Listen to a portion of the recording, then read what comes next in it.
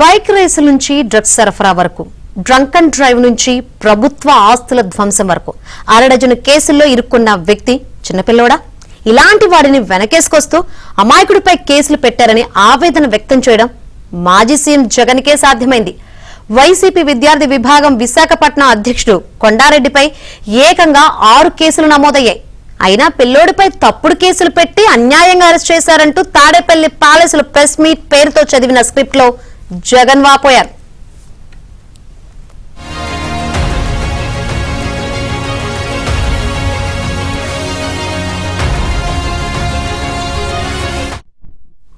అయితే కొండారెడ్డిపై తన పాలనలోనే 3 ఏళ్లలో 3 కేసులు నమోదైన విషయాన్ని మాత్రం ఆయన విస్మరించారు. గ్యాంగ్లతో బైకులపై హల్చల్ చేస్తూ రేసింగ్లు, ర్యాష్ డ్రైవింగ్లతో రెచ్చిపోయిన కొండారెడ్డిపై 2021, 2022, 2023లో విశాఖ 3 టౌన్, భీమిలి, అరిలోవ పోలీస్ స్టేషన్లలో ఎఫ్ఐఆర్లు నమోదయ్యాయి. మొదటి కేసు సమయానికి కొండారెడ్డి వయసు 18 ఏళ్లే. అప్పట్లో వైసీపీ నేతలు పోలీసులపై ఒత్తిడి తెచ్చి అతన్ని బయటకు తీసుకువెళ్లారు.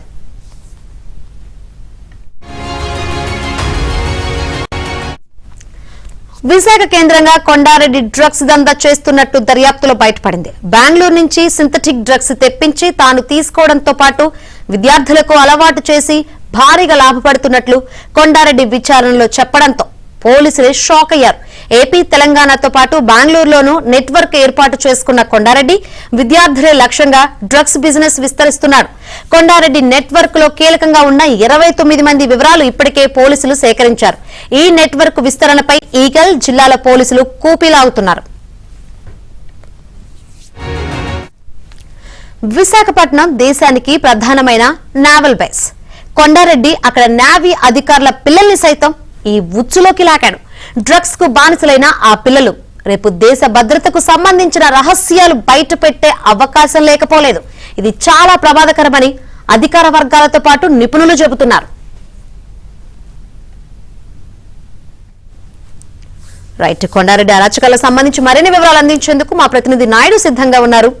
నాయుడు, విశాఖ వైసీపీ విద్యార్థి విభాగం కొండారెడ్డి గతంలో కూడా డ్రగ్స్ కేసులో అరెస్ట్ అవడం జరిగింది. అయితే దీనిపైన జగన్మోహన్ రెడ్డి అన్యాయంగా కేసు పెట్టారు, చిన్నపిల్లోడు ఏమీ తెలియదు అంటూ వ్యాఖ్యలు చేయడం ఇప్పుడు పెద్ద దుమారం లేస్తుంది. ఎందుకంటే జగన్మోహన్ రెడ్డి ప్రభుత్వ హయాంలోనే కొండారెడ్డి పైన మొత్తం ఓవరాల్ గా చూసుకుంటే 6 కేసులు ఉన్నాయి. అందులో 3 కేసులు ఏకంగా 2021, 22, 23లో 3 టౌన్ పోలీస్ స్టేషన్, భీమిలి, ఆర్లో పోలీస్ స్టేషన్ లో ఎఫ్ఐఆర్లు నమోదయ్యాయి. ఇందులో డ్రంక్ అండ్ డ్రైవ్ కేసులు ఉన్నాయి, ఫాస్ట్ రైడింగ్ ఏదైతే బైక్ రేసింగ్ చేసినటువంటి కేసులు ఉన్నాయి. అలాగే ఆర్లో పోలీస్ స్టేషన్ పరిధిలో మనం చూసుకున్నట్టయితే అక్కడ ఉన్నటువంటి ఏదైతే అంబేద్కర్ బాలు వసతి గృహం ఉంది, దీంట్లో కూడా దౌర్జన్యంగా వెళ్లి అక్కడ ఉన్నటువంటి వీటిని ప్రభుత్వ ఆస్తులను ధ్వంసం చేసినటువంటి కేసు కూడా ఉంది.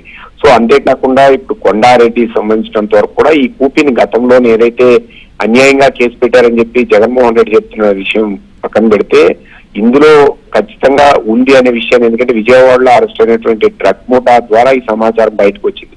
సో అప్పటి నుంచి ఏగల్ టీం పూర్తి స్థాయిలో నిఘా పెట్టడం ద్వారా చరణ్ అనే అబ్బాయిని ఇక్కడి నుంచి కొండారెడ్డి బెంగళూరు పంపించి ఫ్లైట్ లో అట్నుంచి తిరిగి ట్రైన్ లో తీసుకొస్తుండగా ఆ చరణ్ పట్టుకోవడం జరిగింది. ఆ చరణ్ పట్టుకున్న తర్వాత ఆ చరణ్ దగ్గర కొండారెడ్డికి ఇద్దరి మధ్య జరిగినటువంటి లావాదేవీలు, అలాగే ఫోన్ సంభాషణ, వీటి వివరాల ఆధారంగానే కొండారెడ్డిని అరెస్ట్ చేయడం జరిగింది. స్వయంగా కొండారెడ్డి కూడా పోలీస్ విచారణలో ఎవరెవరికి సప్లై చేస్తున్నాడు, ఎవరెవరికి వీటిని ఇచ్చారు, సో దీన్ని ఏ ప్రాంతాలకు విస్తరించారు, ఈ విషయాలు స్వయంగా పోలీసులకు తెలుసుకున్నట్లు కూడా సమాచారం తెలుస్తుంది.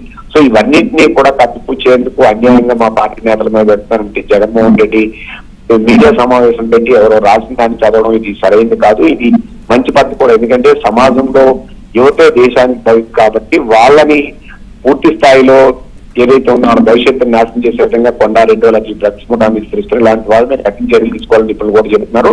మరొకటి ఏంటంటే విశాఖ కేంద్రంగా ఉన్నటువంటి కొంతమంది నావీ అధికారుల పిల్లల్ని కూడా ఈ ఉచ్చులోకి లాగినట్టుగా తెలుస్తుంది. సుమారు 29 మంది వరకు విద్యార్థుల్ని ఈ ట్రాప్ లోకి లాగి అందులో ఆ నెట్వర్క్ లో చేర్చినట్టు కూడా తెలుస్తుంది. దీనిపైన ఏగల్ టీం కూడా ప్రస్తుతం ఎంక్వైరీ చేస్తున్నట్టు మనకి తెలుస్తున్నటువంటి పరిస్థితి. దీన్ని జగన్మోహన్ రెడ్డి ఒక సాధారణ చిన్నపిల్లడు ఏమీ తెలియదు అని వ్యాఖ్యలు చేయడం ఎలా చూస్తారు? ఇది ఖచ్చితంగా ఏంటి అంటే అసలు రాజకీయాల్లో ఉన్నటువంటి వాళ్ళు ఇలాంటి వాటిని ఖండించాలి. ఖండించకపోగా దీన్ని ఒక పార్టీగా లేకపోతే ఇది ఒక రాజకీయ అంశంగా దీన్ని తీసి పారేయడం, దీన్ని మాట్లాడడం సరైనది కాదని చెప్పి విమర్శకులు కానీ ప్రతి ఒక్కరు కానీ వైసీపీని కావచ్చు జగన్మోహన్ రెడ్డి వ్యాఖ్యలు ఖండిస్తున్నారు. ఇప్పుడు ఒక్కొక్క విషయం కూడా బయటకు వస్తుంటే ఇంత నెట్వర్క్ చేసి ఇంతమంది జీవితాలను పాటు చేసే విధంగా కొండారెడ్డి పనిచేశాడు అనే విషయం కూడా ఇప్పుడు బయటపడుతున్నటువంటి పరిస్థితి కనిపిస్తుంది. రైట్ నాయుడు.